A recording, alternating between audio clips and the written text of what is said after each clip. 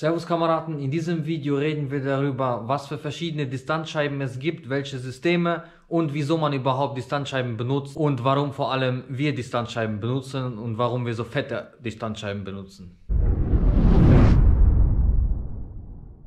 Hier seht ihr mal zum Vergleich eine 10 mm Spurplatte oder Distanzscheibe, manche nennen Spurplatte, andere nennen Distanzscheibe. Das meint beide selbe gleiche. Das sind 10 mm, das sind 15 mm. Das sind 20 mm und Pizdet, das sind 80 mm. Das ist brutal. Sieht aus wie Kuchen, wenn man den hinstellt. So.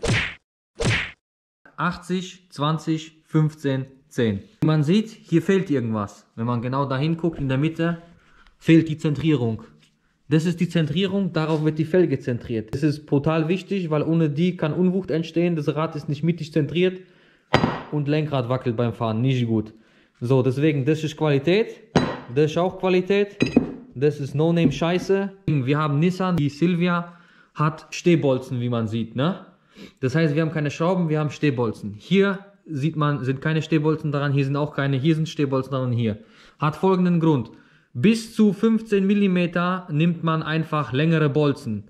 Bei einer 5 mm Platte kann man sogar fast ohne längeren Bolzen und ohne längere Schraube fahren. Mit Schrauben genau selbe Technik, nur anstatt Bolzen tauschen, musst du halt die Schrauben tauschen. Bolzen tauschen ist ein bisschen mehr gefährlich, deswegen eigentlich ist es besser, wenn du einfach nur Schraube tauschen musst. Aber GDM, japanische wollen wir fahren, also muss man Stehbolzen tauschen. Das ist 10 mm, sieht man ein bisschen. Bei 5 mm reicht es eigentlich, wenn ihr einfach dran klatscht, Schraube dran klatscht, fertig. TÜV hat Vorgabe, dass Schraube in 8 Gewindegängen drin sein muss. Wenn das der Fall ist, sagt TÜV, ist okay, kannst du so lassen. So, und hier sieht man nur Platte, das ist auf einmal Platte mit Stehbolzen. Weil es gibt zwei verschiedene Varianten. Das ist der Sprung von 15 mm auf 20 mm. Ab 20 mm darf man nicht längere Schrauben oder längere Bolzen nehmen, weil einfach die Distanz ein bisschen zu krass wäre. Okay, wenn man jetzt überlegt, wir haben Distanzscheiben an unseren Antriebswellen, könnt ihr euch in diesem Video hier oben angucken. Die sind auch brutal 3 cm breit und wir haben trotzdem längere Schrauben, weil in dem Fall geht halt nicht anders. Aber es ist andere Thematik, könnt ihr euch angucken, wenn ihr wollt. Wenn nicht, dann nicht. Weiter Thematik geht. Hier nehmt ihr längere Bolzen. Wenn ihr über 15 mm gehen wollt, auf 20 mm, dann habt ihr diese Platte hier. Und diese Platte hat eine Besonderheit, das heißt, die Platte wird zuerst ans Auto verschraubt. Das heißt, wie ihr ein normales Rad montiert, montiert ihr erst diese Platte. Und danach kommt auf diese Platte die Felge. Das gleiche gilt hier. Dasselbe gleiche, nur das Loch ist halt brutal tief. Wenn man da reinguckt, da wird verschraubt. Nimmst du diesen Apparat, so, klatscht den hier drauf und alles gut. Da machst du hier Schraube fest, machen wir später für hinten. Da hinten müssen wir das machen. Und dann kommt erst die Felge drauf. Und wenn sich jemand gefragt hat, wer so krank ist und so brutale, breite Distanzscheiben verbaut, weil das, guck, der Driftwagen so sieht aus, das ist Motor, das ist 2OZ aus Toyota, wer sich interessiert, kann andere Typ-Videos schauen und machen und tun. Hier ist auch wegen Corona, habe ich schon geschützt, also alles ist gut, überlebt. Und hier könnt ihr gucken, der driftet, guckt, der macht. Und was genau die Zentrierung hier macht, zeige ich euch mal direkt an einer Felge. Und zwar, wenn ihr diese Distanzscheibe da jetzt reinmacht, seht ihr, hier ist ein Ring. Ein Zentrierring nennt sich das Ganze. Wenn das jetzt da drauf geht, wackelt nichts. Das passt, wackelt nicht. Hat keine Unwucht, deswegen ist die Schraube hier genau zentriert. Ist wichtig, deswegen braucht ihr einerseits auf der Distanzscheibe diese Zentrierung und ihr braucht diesen Zentrierring in der Felge. Ohne fahren kann man machen, muss man aber nicht, ist nicht okay, deswegen... Zirkus sagt dann auch, nein, ist nicht okay, darfst du nicht machen, okay? Um das ein bisschen zu veranschaulichen, haben wir jetzt hier Zentrierung. Der hat Zentrierung, also legen wir das da drauf. Und man sieht, normalerweise hätte hier ein bisschen Spiel. Wenn man sieht, ich kann es drehen, aber ich kann es nicht nach oben und nach unten bewegen, weil die Zentrierung das Ganze festhebt. Im Vergleich, wenn wir das Ganze jetzt auf diese No-Name-Scheiße hier legen, wo keine Zentrierung ist, da legen wir das drauf. Und man sieht, ich kann das drehen, aber ich kann auch hoch und runter wackeln. Sieht man das? Ich kann hoch und runter wackeln. Das ist nicht geil. Das gleiche kann mit der Felge passieren. Normalerweise hast du auch hier Kegelkopf oder hier Keil. Aber selbst damit kannst du es nicht perfekt zentrieren. Deine Schraube ist vielleicht minimal unterschiedlich und dann wackelt das ganze Rad. Wenn du dann fährst, machst so. Das ist nicht geil. Deswegen diese Scheiße nicht gut. Was man noch beachten muss bei dem System, wo man nochmal separat ein Ding verschraubt, zeige ich euch jetzt. Und zwar an diesem Billig-Ding, aber ist okay, weil der hat sogar Spiel nach oben und unten mit Zentrierung. Sehr geil, sehr billig, aber willig. Okay, pass auf. So machen wir jetzt drauf. Wenn Rusak sehen würde, dass ich hier direkt auf Gewinde mit Schlagschrauber ansetze, der würde mich töten. Ey. Aber wie selbst funktioniert. Jetzt hier müsste das Rad drauf. So, jetzt ist aber eins wichtig. Wenn man sieht, das hier würde Probleme machen, wenn man jetzt genau guckt, ne, da geht jetzt die Felge drauf, so bündig. Das heißt, diese Scheiße darf normalerweise nicht sein.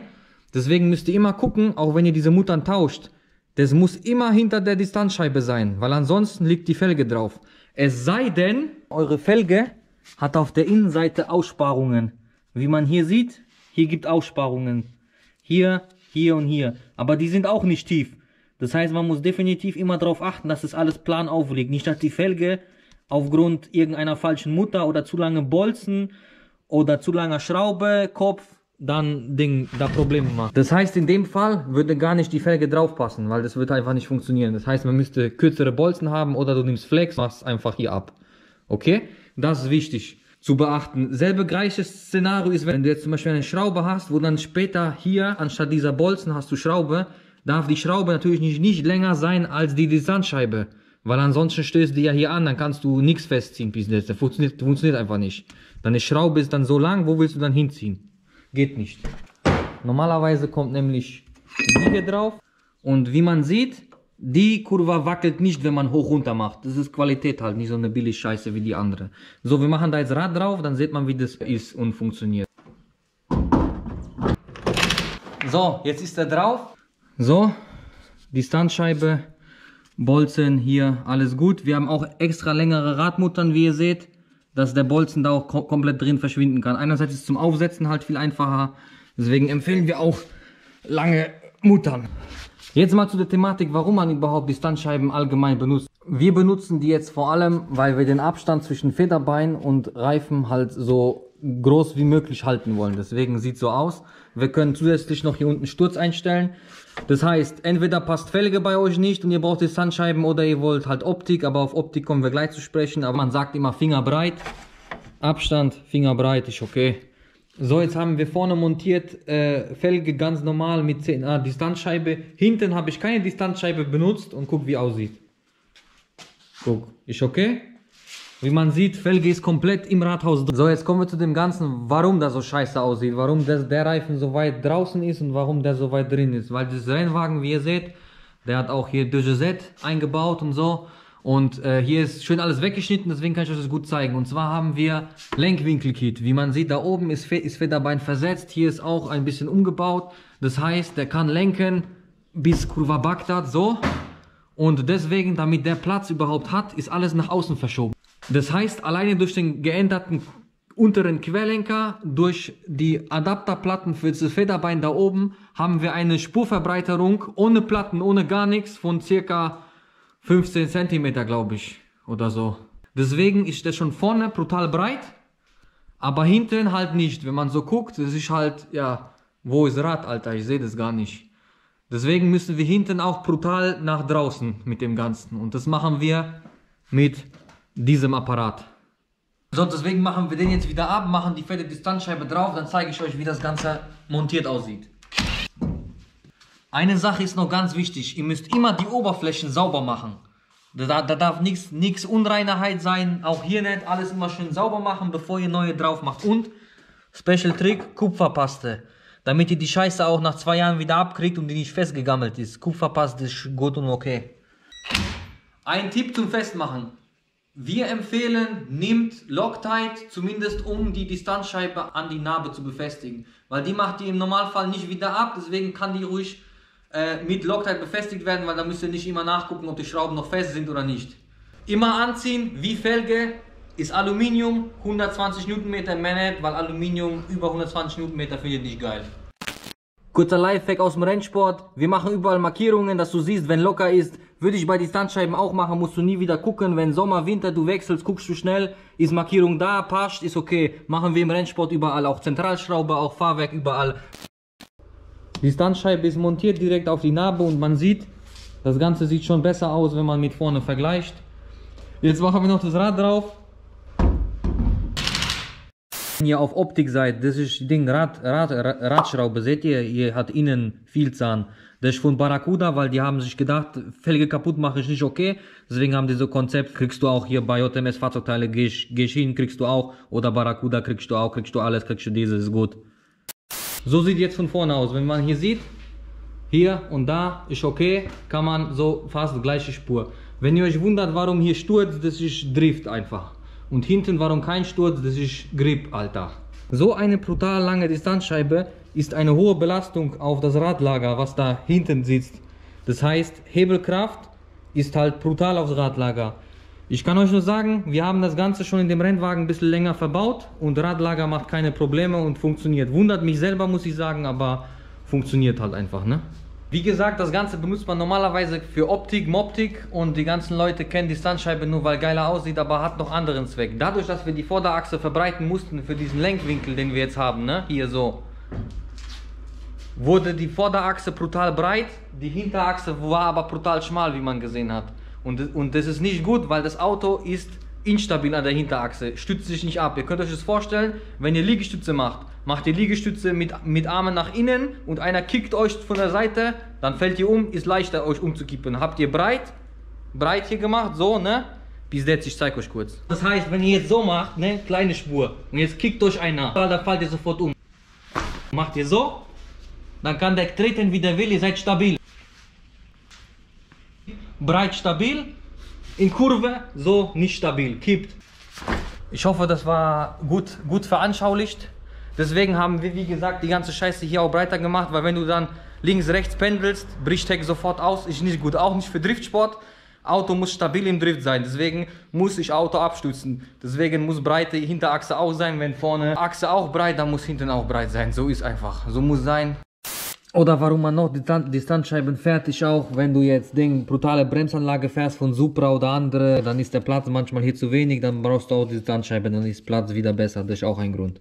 Nicht eine Platte nehmen und denken, ich kaufe 2 davon, klatsch die zusammen und bin dann bei 40 cm, weil das hier ist Pochui, sowas macht man nicht. Weil das arbeitet dann wie Feder, ist alles instabil, wenn, muss das ganze Teil sein, wie hier. Also baut so eine Scheiße nicht. Selbe gleiche gilt, niemals, wenn ihr 5 Loch habt, ne, und 5 Schrauben, dann benutzt 5 Schrauben. Nicht einfach sagen, okay, eine Schraube fehlt, okay, kann man mal machen. Weil wenn ihr das macht, seht ihr in unserem YouTube-Video, passiert nämlich genau Folgendes.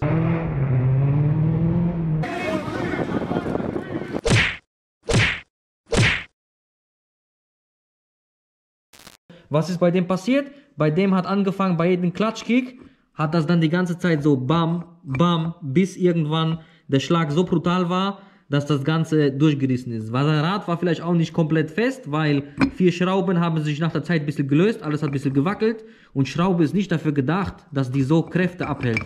Deswegen Schraube kann nur auf Zug, Druck, so, aber nicht so. Ist abgerissen, bis jetzt ist in die Wand gelandet, hat Feuer gemacht. So, nicht machen.